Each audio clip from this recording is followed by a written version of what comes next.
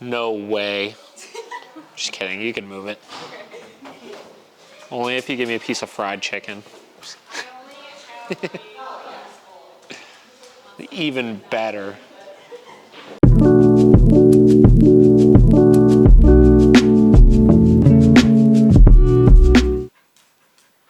Loki, come. Good. Okay.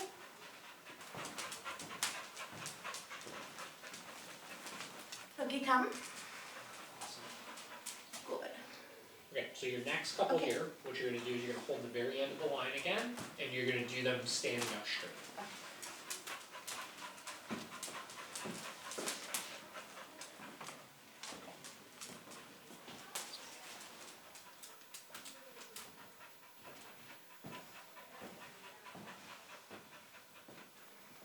Okay, come. Good. Okay. Okay, come. Good. Okay, so next what I want to see you do is you're going to take the leash off of him. Okay, come. Good. And you can hold just the end of that long line. And what I'm going to do is I'm going to hang out over here. Go ahead and hold just the end of it. Let the rest of it drag there. And you're going to go up and down the hallway here practicing come commands now. Okay.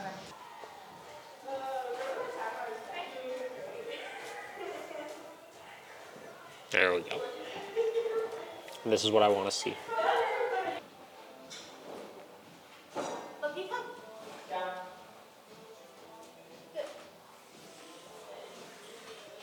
So we're working with what we got. Obviously, crappy weather. We're kind of stuck inside, so we're needing to create really difficult distractions, which inevitably are going to be a little harder to work through. But nonetheless, he's doing pretty good with it. So.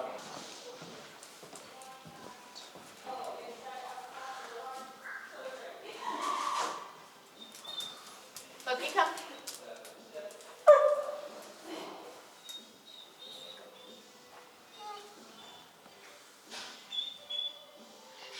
Okay. Okay, come. Good.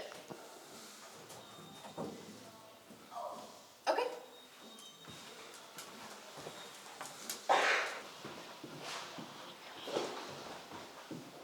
Okay, come. Good. Nice. All right, why don't you walk back in there and see if we can get him on the bed. Okay.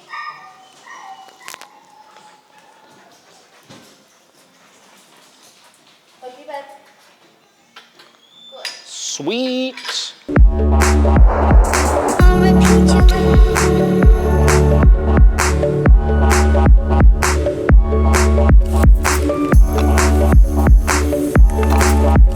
But no, he is doing really good. Okay, cool. With it in the house, with Yeah. other dogs, he does occasionally get a little growly.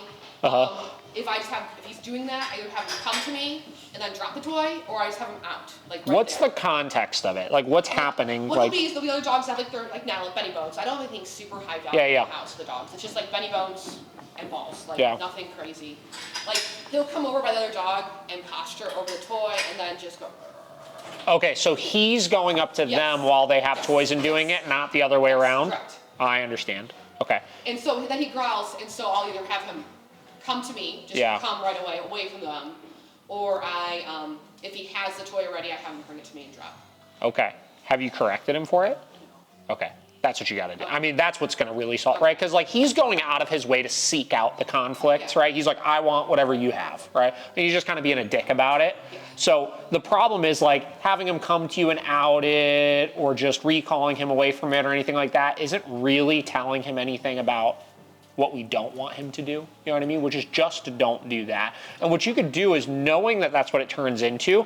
This is where I talk about in multi-dog households all the time, right? Let's say he's got a toy, or whatever, right?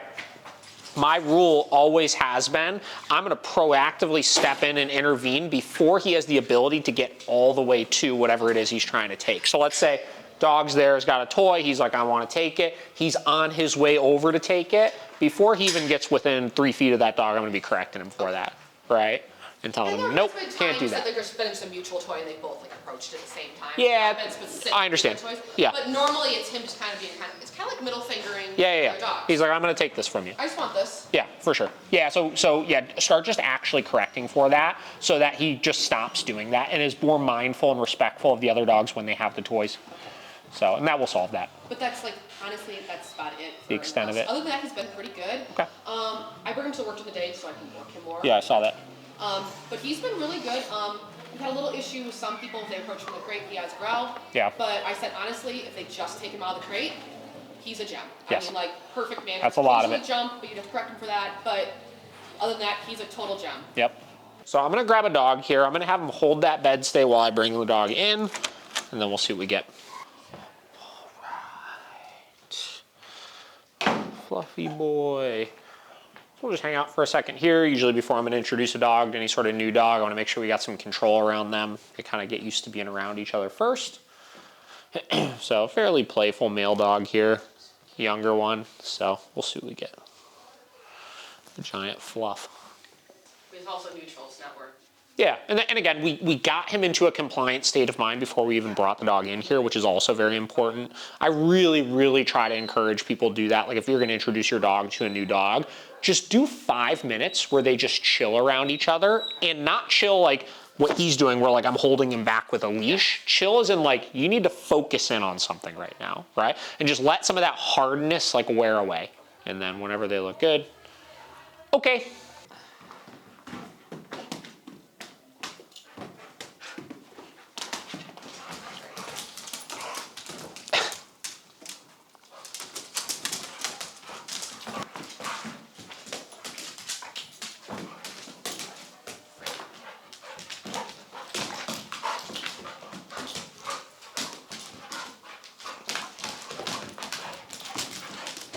And it's fairly mutual, it's back and forth. Now it's very intense, right? And that's the thing is like, you just gotta watch it. Cause like, this is the kind of play that can quickly start to kind of fizzle over, as you know, right? I have never let him like unattended. Like he's Yeah, oh yeah, no, of course. He's crazy. Yeah, Like, but I mean, I'm just like, like both of them, their e-collars are both set all the way up just in case, you know, like if I needed to, I could kind of intervene. And then, you know, in a couple minutes here, I'll probably chill this out a little bit, right? Step in, make them kind of focus in on something. And I just always want to make sure when they get into this state of mind that I have one ear turned to me to some extent still. Because if they're constantly in a state of mind of, okay, we could have fun, we could play, but I got to be mindful of if he asks me to do something that I'm still compliant to it. A lot of times that arousal level won't get so high in the first place, and it'll be a little bit more moderate and manageable. MJ, come. No, come. There you go. Winner, winner. Okay. So got that ear back turned to us. Now he's free again.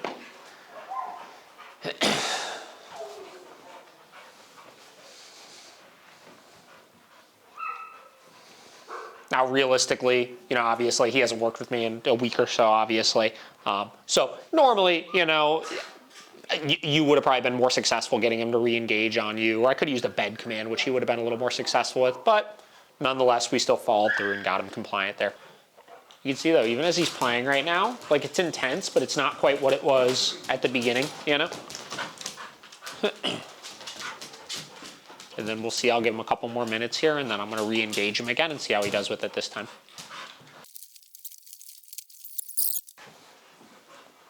MJ, come. There we go, much better that time. Good job, buddy.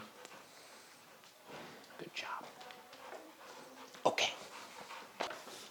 All right, so we'll give him a minute there, let him kind of chill out, catch his breath, and then I wanna see some of the tug stuff, see how that goes. There we go. That's Loki. Out. Beautiful. He's great. Okay. Nice. Much quicker to re-engage too, which looks great. He's understanding the rules.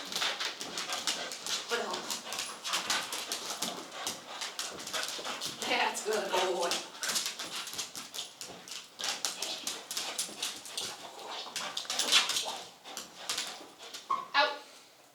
That's awesome. But he's been great with tall toys, Yeah, objects, yeah, yeah. so if he's grabbed anything in the house, I've just had him out. Mm-hmm. Things that he shouldn't have in his mouth. And Well, so little caveat to that. That's great that he spits it out right away. But remember, out is for things he's sometimes allowed to have, Okay. right? Correction would be for things he's never allowed to have. And that's the biggest differentiation, however you say the word, I'm blanking right now, between, I would say, like what I see a lot of trainers teach versus what we do, is a lot of people say, yeah, if my dog is picking up things they shouldn't have, you just need to teach a good drop it or something. But drop it implies that you're allowed to have it until I tell you to drop it, right? No means that whatever you're doing in that moment, you're never allowed to do, because there's never going to be a freebie where if you spit it out, there's no consequence for it, right? So know him over those things. Yeah, so just Or know. if he's Yeah. grabbed something that's my keys. Sure. Well, any of those things though, right? So no should have the same, so a lot of times I think I get what you're saying, where it's like you say drop and he spits it out right away, so it's like we don't want him chewing up the keys, so we try to do that. But no should have the same value, where if he picks something up that he shouldn't have and I tell him no, he should spit it out just as fast, right? Plus, the correction is still going to then come after, which will decrease the chances of him doing it again the next time, right? Do one more. Yep. Then we'll let him hang out with that for a minute, and then what I'm going to have you do in a minute is if he goes and settles somewhere with it, I want to make sure he's going to release it for you, and you can go and pick it up then. This is good, though. The fact that he's taking it to you to re-engage, that means he's really starting to view this as an interactive game as opposed to this toy is just mine. So that's actually. What we'll do for playing like in my office. Oh, it's awesome. He'll came in and just drop it in my yeah. So if he does like what he just did there, where he brings it back, if you're in the middle of playing a game with him, definitely reinforce that, you know. Out. Nice. Good boy. Very good. So I'm just curious to see here as I approach. Oh, that was good. Nice. Okay. Good job, bud.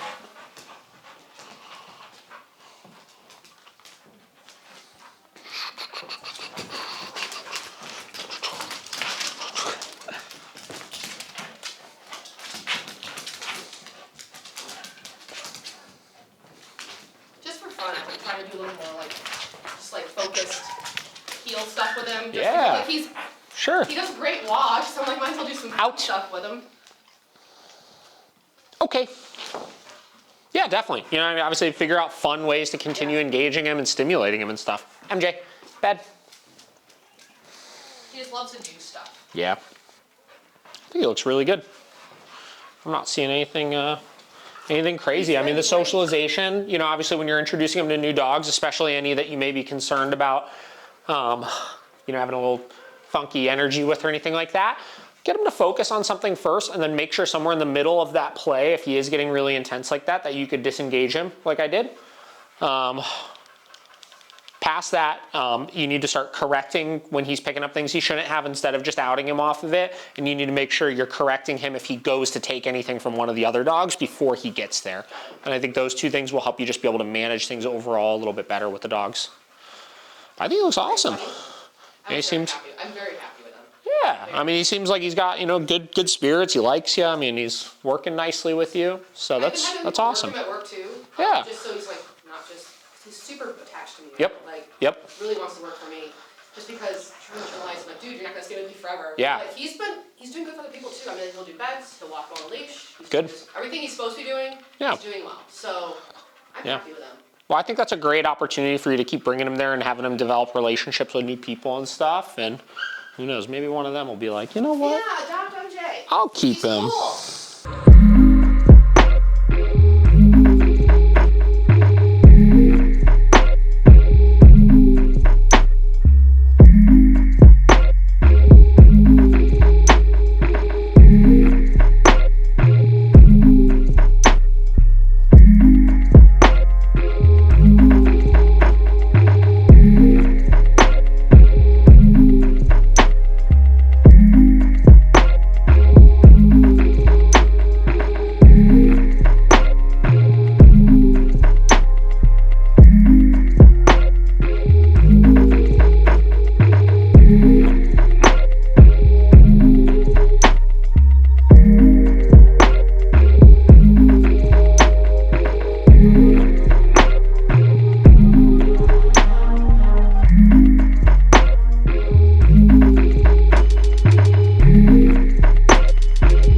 So you're looking to learn about some training.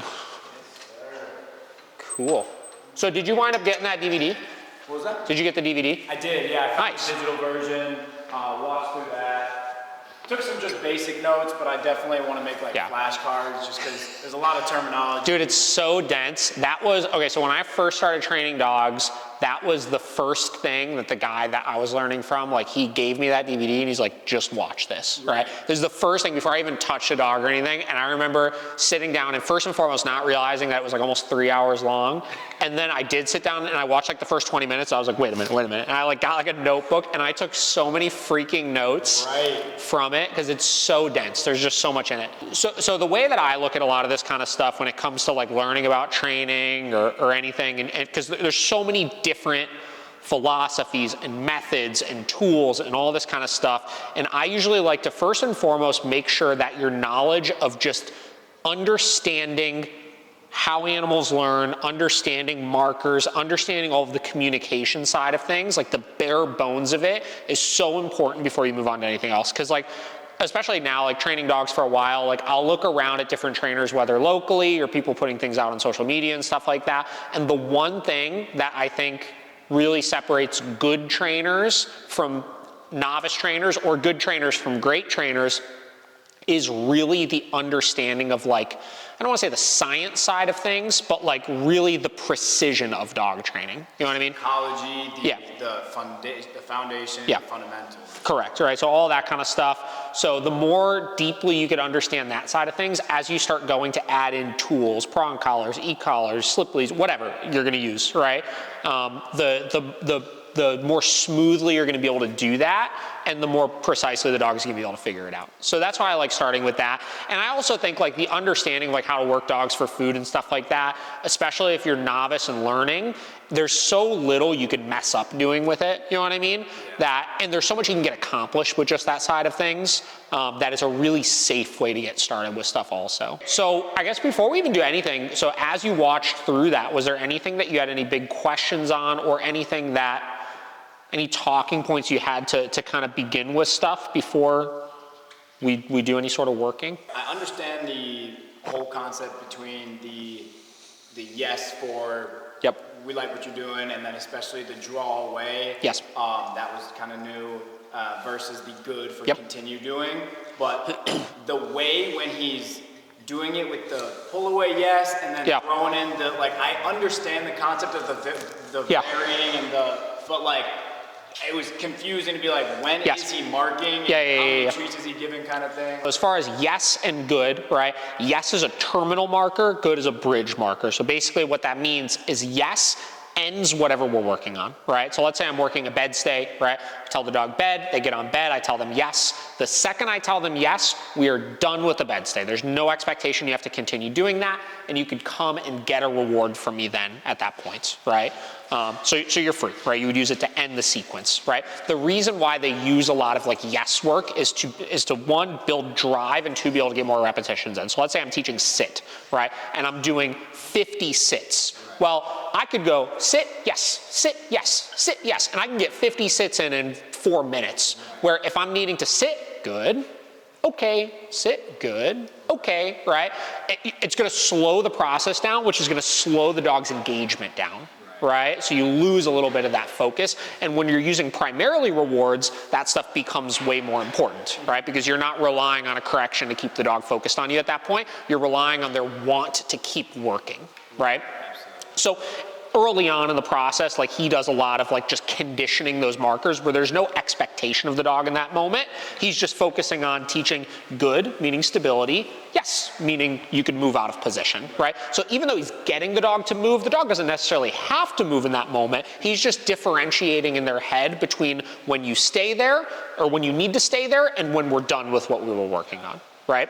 Now, getting to how many rewards that he's giving in it, so you're referring to reward cycles, right? Right. Yeah, like reward really sequences. Capitalizing on building that experience instead of... Correct, yeah, so he talks about like a reward event, right? Meaning like if we could create and tap into the drive of the dog wanting to move and play and stuff like that on top of the reward, you're just making it more and more reinforcing for the dog. Now again, you get into certain aspects of that are not that important long term, because as balance trainers, and Michael Ellis is a balance trainer also, but as a balanced pet dog trainer, we're going to be relying, in addition to the positive reinforcement or the negative punishment of withholding rewards, in the negative reinforcement and the positive punishment of things. So we have alternative ways to keep the dog engaged and motivated past them needing to constantly be like, oh, when's the next reward coming, right? But yeah, the more they randomize the reinforcement schedules, the more it keeps the dog guessing.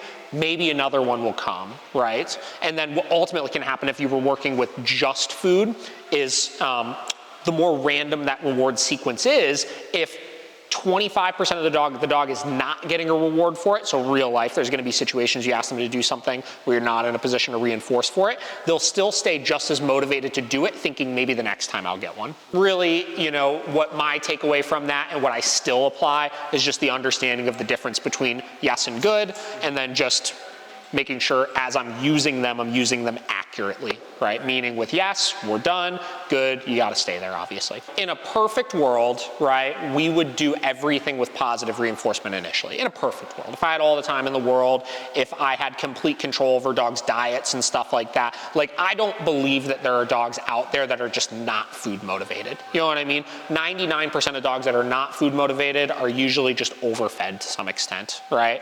Now, you get into, again, the long term of, so realistically, and I did this a lot when I first started training, where I would focus a lot on developing food drive and coaching owners to develop food drive and stuff like that. And it would work a lot of the time where we'd be able to get really good food drive out of these dogs. But then you have to factor in like the outside variables of things, or like the human emotion side of things. And like there are some people that you tell them, like their dog could be 25 pounds overweight, right? Like super unhealthy, you know, big, stuff like that. And you start telling them, hey, your dog should probably skip a meal before coming to this training session or something. And you get some people where you can really ruffle some feathers with that. Right. You know what I mean? Yeah. So you kind of have to weigh in where it's like, it depends on the client, right? For me, my dog versus my girlfriend's sure. dog.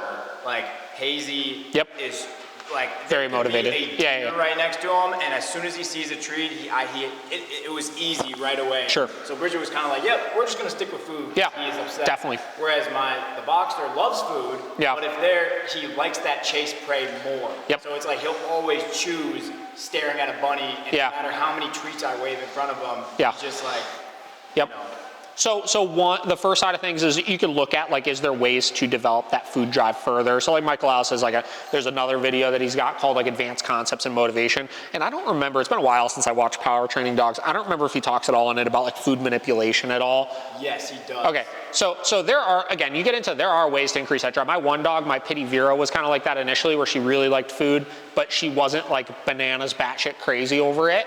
And she now is bananas batshit crazy over it. And a lot of that came down to, again, the food manipulation side of things, which the concept of it, if you try to break it down really, really simply, is we're taking an appropriate amount of food that the dog should be getting, but we're dispersing it in really small amounts, so the dog is always ending every meal or training session still wanting more, right? Which builds this drive for them to want to consume more, which ultimately just gets their motivation up, right? So that's kind of the idea of it. And then other kind of sides on top of it, like if you're going to be doing a training session like midday or something like that, they'll do things like skipping a meal, you know, and stuff like that. Where again, like with my dogs, with people that understand the concepts of it and stuff like that, it's not really a big deal. But again, for your average pet owner, sometimes that gets a little bit more dicey. So, but yeah, in your case, like you could look into like first and foremost, you know, like what's their feeding schedule look like, right? And you know, you can look at, do you need to, you know, like would it be okay if the dog dropped a pound or two? And if it is okay, you know, cutting it back just a teeny bit temporarily while you're working through your training process to develop some drive, obviously, and then using really, really high value rewards, obviously, is beneficial for like in training sessions. The really good stuff comes out. You know, a lot of times I remember when we were doing a lot of this stuff, we would use There's a couple different companies that make like dog food rolls, right? So you get a roll like this that like, there's different companies like Red Barn or Happy Howie's and stuff like that. They make a food roll like this that you cut up into like little tiny little squares, right? And that stuff for a lot of these dogs is like freaking crack, you know?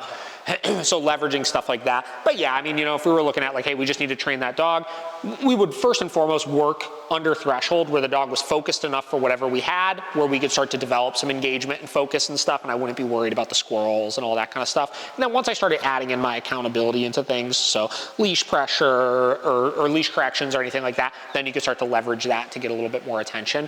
But a lot of it should be really the art of perfecting working with the food side of things. Okay.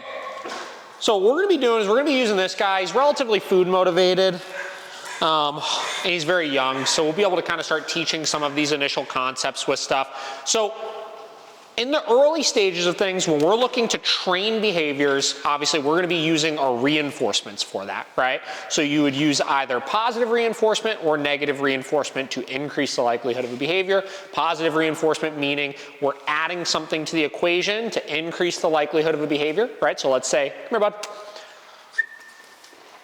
Let's say I wanted to increase the likelihood of this bed. Good. I could reward him for being on it, which increases the likelihood he's gonna wanna be on the bed. Okay, very straightforward, right? So reinforcement is for behaviors. Reinforcement is for teaching, for increasing the likelihood of, right? So you got your 4 quadrants of learning, obviously, positive reinforcement, negative reinforcement, positive punishment, negative punishment. So your reinforcements are for teaching behavior, your punishments are for decreasing behavior, right? So, and those, you know, spend like 5 days just really memorizing your 4 quadrants of learning, because that's another thing that I see so many trainers just don't understand them, and it's a huge problem because all this stuff will come back to bite you in the ass later on when you start running into clients that know a little bit about psychology and start asking you questions about it, and then you don't have the answers to it, right? So positive reinforcement, you're adding something to the equation, good, to increase the likelihood of a behavior, making it more likely that behavior is going to occur the next time, okay. Negative reinforcement is you're removing something from the equation to increase the likelihood of a behavior. So that would be leash pressure. Let's say I go pressure's on, pressure's off. Good, right? That release of pressure right there told him that thing you're doing is correct. Okay? So you get into your dogs that either have moderate food drive or don't have that much food drive. If they're not motivated for the food, you could teach behaviors solely with leash pressure, right? Good. Your punishments, okay, you have, come on, bud. Your positive punishment, so let's say he were to jump on me right now, I could tell him no, give a leash pop, say no, give an e-collar correction, whatever it may be, tell him no, give him a little poke on the side, and I'm adding something to the equation to decrease the likelihood of a behavior. So I'm decreasing the likelihood of him jumping, right? Negative punishment would be I'm removing something from the equation to decrease likelihood of behavior. So let's say I'm working with him, I'm rewarding, and he jumped up on me. Nope, I take that food away. That decreases the likelihood of him jumping on me again in the future. Does that make sense? Yeah. So basically, anytime you're working with a dog, you need to be able to look at that dog and ask yourself, first and foremost, am I trying to teach something or stop something? And if I'm trying to teach something or stop something, which one of those reinforcements or punishments is the dog going to be most motivated by to be able to get the point across? Now, this is a very food-motivated dog, so our teaching process is gonna be with the positive reinforcement, right? So what we're gonna do is no verbal commands. I wanna teach him to get onto this bed, right? So let's say, forget negative reinforcement, we're not gonna be using the leash here right now. Let's say I wanted to teach him, I'm gonna use luring, good, to get him to get into the position I want him to get into, reward once he gets there. Okay. Same deal. Wanna teach him to get onto it, good. Reward once he gets onto it, okay. Teach him to get onto it. Good. And you see each time, okay, he's more and more motivated to do so, right? Good. Okay. Now this is where your different markers start to come into play. So obviously I'm using a good marker there, but like we talked about earlier, technically speaking, our yes marker would be more efficient in teaching this behavior so I don't have to waste so much time. So what I'm gonna do is I'm gonna switch using a yes marker, and he doesn't know that at all. We don't really use a yes marker a whole lot in our program, but I'm gonna utilize that same concept here. Yes. So I'm gonna walk to the bed. When he gets on, yes. I'm marking and rewarding.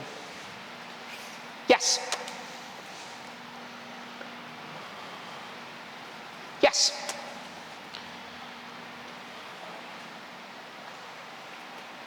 Yes. So you can see how much quicker he could start to figure it out doing it that way, right? From there, you could start combining them, right? So let's say I walk up, good, and I want to start to create some duration, good. Yes. You could start piecing them together, which is like what Michael Ellis was doing in the video, right? Good. So we're essentially teaching, good, our markers right now to him. Yes. Yeah, charging the markers, yes. Good. Good. Yes. Come on. There you go. And that goes with the palatability and like the smaller, because yes. That was one thing I was like, yeah, I love these treats, and then watching that I was like, oh, but are those quick and efficient? Yes, yeah, that's why you can't use like milk bones and shit like that for this. You know, kibble is good, obviously, because you could use little bite-sized pieces of it. The problem is a bite-sized piece of kibble isn't gonna be as motivating as a really bite-sized piece of like training treat or something like that, right? So you just gotta figure out what the dog's motivated for. Like I said, this is a very motivated dog, so I can get away with using just his kibble for it. But let's say we were training him to be a competitive, whatever, do PSA or something like that, right? I would want even more reinforcement and even more drive to help when distractions are then present, right? But again, I don't think he's ever worked over here actually. He's only been here for a week or so at this point. So we're now taking just the food, and also I've never worked this dog before, good. And you see just through the positive reinforcement and the engagement and stuff like that, good. I was able to go from him walking in here barking at you and pulling me around all over the place, yes, to clearly communicating with him with good intention and a good engagement, right? So what we'll do here next is I'm gonna give you this pouch of food, and then I'm gonna give you the leash, and I want you to do the same thing I just did. So you're gonna start off by using just food lures to get him on. So lure him on, no verbal commands or anything like that. Once he gets on, yes, have him come off and get that food, right?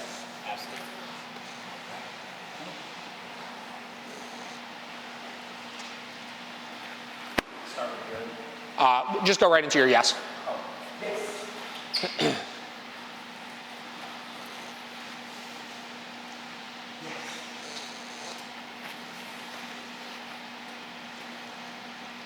Yes. Perfect.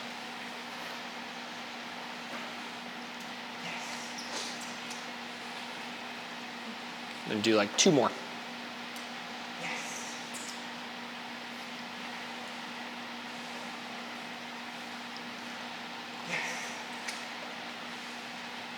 Very good. So now you're gonna add in 2 goods, then a yes off.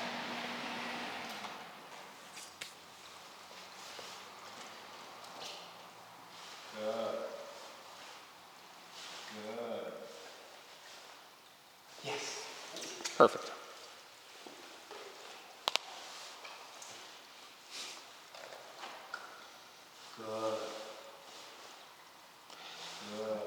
And again, this isn't so much about a bed stay right now. This is about teaching our markers. So you could realistically use any position for this that you wanted to. A lot of dogs, a sit's usually the easiest, right? You could do a sit with it and teach the same concept with that, but we've got to teach the initial communication to the dog.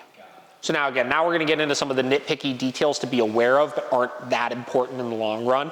So remember, our markers that we use, whether it's good, whether it's yes, whether it's no, any of the above, they should predict something happening after the fact, right? So let's take our good marker here. I wanna get him on the bed. Good. Technically, my mark should come well before I go get that reward and give it to him. Good. Yes. Same with our yes marker, right? Because exposing that tree, even the Good. motion of going for it is still conflicting with that separation. Good. Yeah, they call it overshadowing, right? Good. Notice right there, I said good, something's coming, then reward came out and he got it. Yes. So you want to make sure you're conditioning those in properly with adequate space in between. And it's really good, at least initially while you're working on your timing, to space them out. Good. Right? I'm almost like saying my name in my head. Good. Yes. And I'm sure Bridget talked about this with you in your lessons, like our no marker, one of the biggest things when we get people that come in that say like, oh, my dog doesn't listen unless they see the e-collar remote or things like that, it's because of the overshadowing, right? The dog is never learning the word no, right? They're just associating the remote coming out with the correction, right? So sometimes, like with my dogs, at this point, they're so good with listening to the no marker that I could have the remote in another room, right? And I tell them no, and they know, oh shit, I fucked up, right? And then I can take my time going and getting it and giving my correction, and the markers buys the latency, right? So use an example with positive reinforcement. Let's say I'm teaching sending to the bed from like 500 yards away or something like that. And I tell them bed, and they go flying over there, right? And then they get on that bed, and it's gonna take them a solid 5 seconds to get back to me. And I tell them, yes, right? And they come sprinting over, and it's 5 seconds, 10 seconds later, they get that reward. They're no longer even on the bed. They're gonna associate that reward with whatever they were doing when they heard no, or sorry, when they heard yes. Right? So that's why our markers are so important, as opposed to just like they get on the bed, just give them a cookie, right? The markers allow us to communicate very, very precisely. So do a couple of those again using your good marker and your yes marker, but focusing on mark, say your name in your head, then pull it out and give it, right? Good. Good. Yes. Perfect. Awesome. So again, we're kind of going to be jumping all over the place here, but so that's conditioning your markers, right? We want to make sure we're being nice and precise about it. A lot of times, like again, if we have all the time in the world, you know, I remember when I first started doing this, when I was working with the first trainer that taught me a lot of this kind of stuff, he had me do that for like a week before I did anything else. Like every day, like 2 sessions a day, conditioning markers, right? And you'll notice that engagement will get really intense because there's no major expectations of the dog. It becomes fun, you know, you get a lot of good drive out of it. So now let's say we have our markers conditioned, and now we want to start teaching a command, right? So first and foremost, before we start training something, we have to ask ourselves, what is the expectation? So we're going to use the bed for this because it's very straightforward. It's something he already kind of knows, obviously, so it'll help us out here. So all I want to do is I want to teach him to get onto this bed with no help, right? So first and foremost, I need to figure out what is the least amount of, or sorry, what is the most amount of help I need to get him to be successful. So in a lot of cases, it's going to be luring him onto it. He gets on, yes. The second he gets on, rewarding, right? Luring him on, yes. When he gets on, marking and rewarding. Luring him on, yes. Marking and rewarding, right? So now how do we go from that to the dog understanding a verbal command? So that's a process that they call fading the lure, right? Lure is just whatever help it is that you're giving. It could be your food lure. It could be using your leash pressure to get him on. It's whatever help that you're giving. So what I would do is I would gradually start going from luring him all the way on, yes. I would go from that to luring him, yes. And then having him finish it the rest of the way, right? Then luring him, yes, even less. Then maybe just,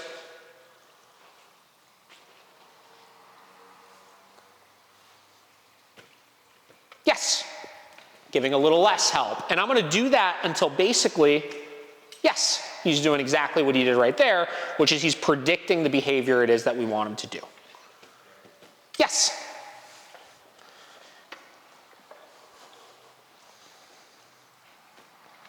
Yes. And because expectation right now is simply get 4 paws on the bed, I'm not even waiting until he stabilizes.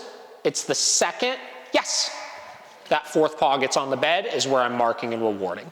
So then, once I consistently, yes, have him performing the behavior with little to no lure, consistently, yes, then we start naming the behavior. So one common concept when you're using reward-based training is we don't name it until we love it. Meaning, I know I could get him to do this, right? Yes, with very little help, right? So now I could start adding a name to it. So what I'm gonna do is, again, making sure we're not overshadowing anything, I'm gonna walk up, bed, yes. I'm gonna give that command, bed, yes. And then I repeat this process until it's literally perfect, right? Until they're confident. Bed. Yeah, he just needs to be pretty sure of himself as far as, yes, what it is he's supposed to be doing. Bed. Yes. So there should be little hesitation. So that's how we would go from fully luring a behavior to actually teaching them the word. And that same could apply with the down like you were talking. Let's say I was luring back and down, right? Initially it's gonna be I'm doing full lures, then it turns into like half a lure, right? Then it turns into like one of these, right? And then once he's smoothly just getting into that position, then we start adding down, and then he does it, right? Yes. Nice.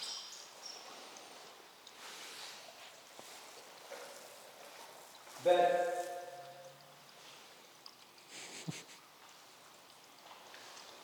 Excellent. Yes. Two more.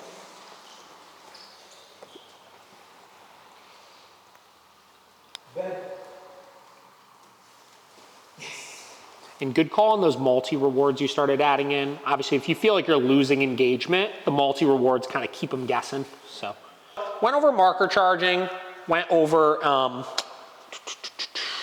obviously teaching a command, fading a lure, things like that. So what we're gonna do next is I'm gonna put him away, I'm gonna bring another dog out, and we are going to do the same thing with a different dog here, because I think, again, then you get into the next important skill people need to learn is a lot of people get really used to working with their dog and how their dog works, but every time you're presented with a different one, it's just a little different, you know? It's generalizing. We talk about generalizing with dogs, right? How you need to teach it in different environments. It's like you gotta learn this stuff with different dogs too. So I'm kind of intentionally picking more difficult dogs, ones that are a little bit more apprehensive and stuff. You see he's really fearful, right? He just got here, so he's pretty new. And again, I've never interacted with this dog before. This is one of Seamus's board and trains. So things like this, like I know you're asking, behavioral modification, stuff like that. Nothing's really different with that, right? And that's what I said about, like, I like for people to start initially with easy dogs because it helps you perfect the skills you need to know when you're working with a more challenging dog. But let's say a dog like him who's really nervous, or one of my board and trains I have in right now, Thor, who can be very aggressive when he's nervous and stuff like that. I'm not doing anything different with them. It's just you have to split your brain from focusing on the skills you need in order to teach the dog while also the safety protocols and the management techniques to make sure everybody's staying safe ultimately.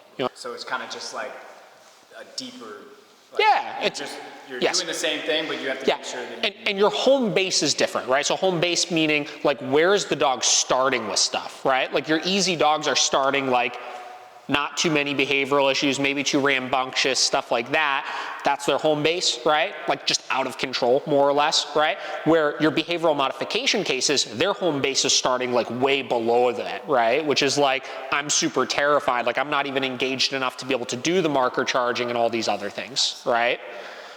So you're kind of starting where you need to build them up to a moderate home base to then start your actual training then.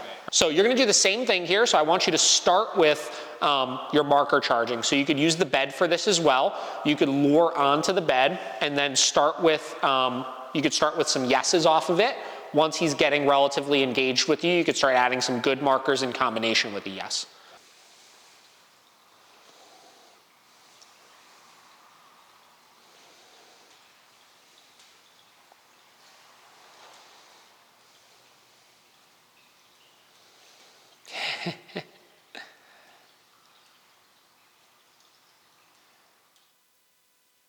Mark? Yes. Perfect. And be, yep. So why don't you go ahead and just throw it on the ground for him.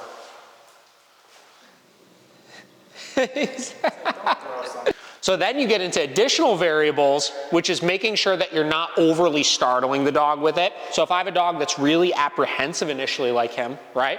You did a very good job of luring him initially. You were kind of easing him into it, but hey, maybe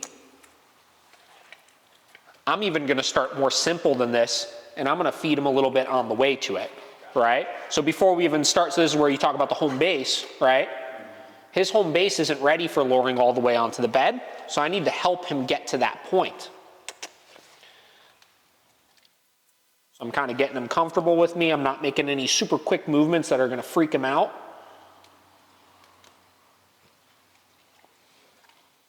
So we're essentially not even doing marker charging yet, right? I'm just focused on luring here. Then I'll do that once or twice.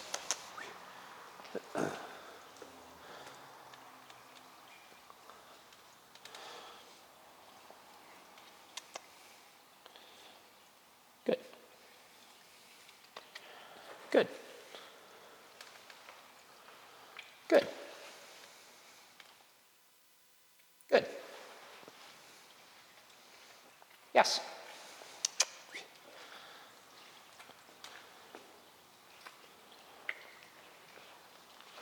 Same deal, luring them on.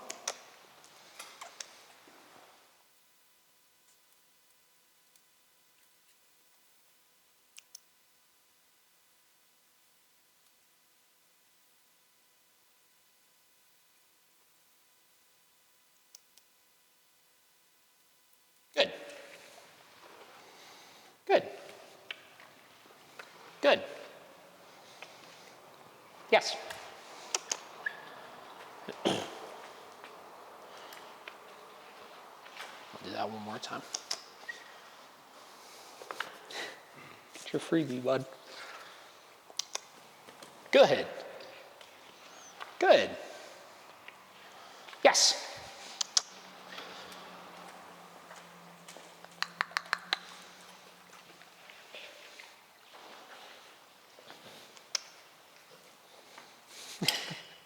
Good. Good. Yes. So you see how I eased them into that a little bit there? It's a great example actually of how you would go about doing that. So why don't you give that a go again.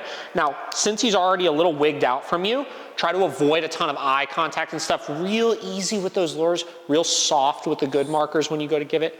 Just nice and slow with this. And if he's even wigged out from coming to you, you could even just get him to come up to you and take some treats initially. And when you're doing it, don't go to him, entice him to come to you for it, right? And then if he won't even do that, you could even throw a couple to him initially if you need to. And no eye contact though, yeah.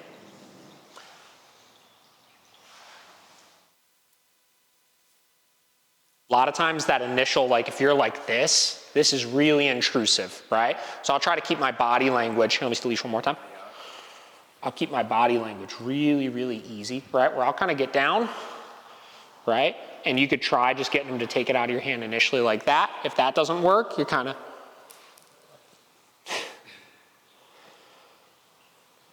letting them go and get them that way, right? And then just keep doing that, right? Home base for him with you right now is he doesn't even want to come up to you, so we'll keep getting him comfortable at that distance. There we go.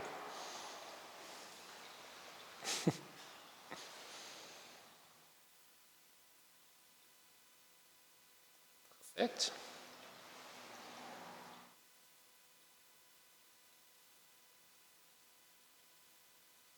Now, the most important skill as you're doing this is keeping yourself really, you're doing a good job of it right now, but keeping yourself totally neutral, because this is where people get themselves into trouble with dogs like him when they try to like entice them with treats, and which is why I tell people generally if your dog is scared of new people, don't have new people feed treats, is as soon as the dog starts getting comfortable enough to come up to you because they want the food, you then go and do something really intrusive, you know what I mean?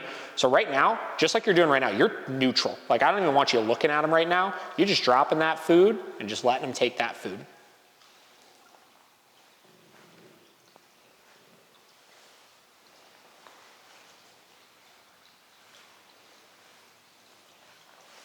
awesome.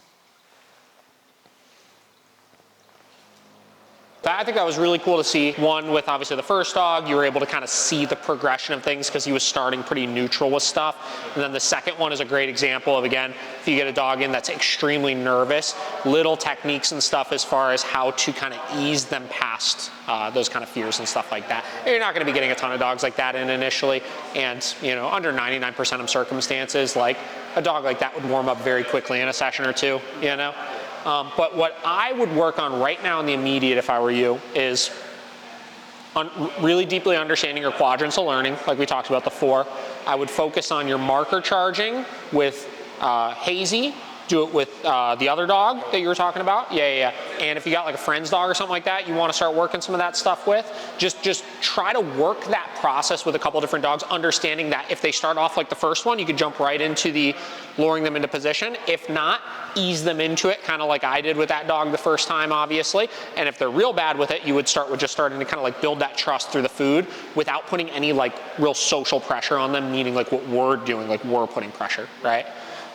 and start with stuff like that, and that's going to be a really good framework initially to start working through some of this kind of stuff. And then what we'll do next time is I'll probably have you bring Hazy, and or if you bring the other dog with you as well, and we could work on like taking those skills you worked on, so the marker charging, once that's clear, and then the teaching of like say a command, and then we could start implementing it into different behaviors with them for the sake of using those markers and using that communication to teach say something new, you know? And I think that would be a good place to work with it. And a lot of your initial stuff is going to be perfecting that side of things, you know? From there, we start adding in different layers, like the negative reinforcement side and teaching with leash pressure, and then show you how that comes together. And like I said, there's a million and one things to learn with stuff, but I usually try to pick like one thing and like perfect it initially, and then kind of move on to another thing, perfect that, and then start piecing everything.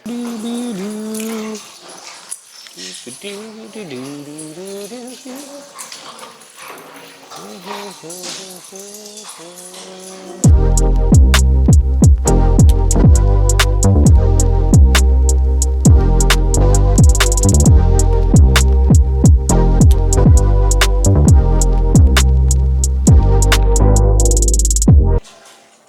better place, take a look at yourself and make a change.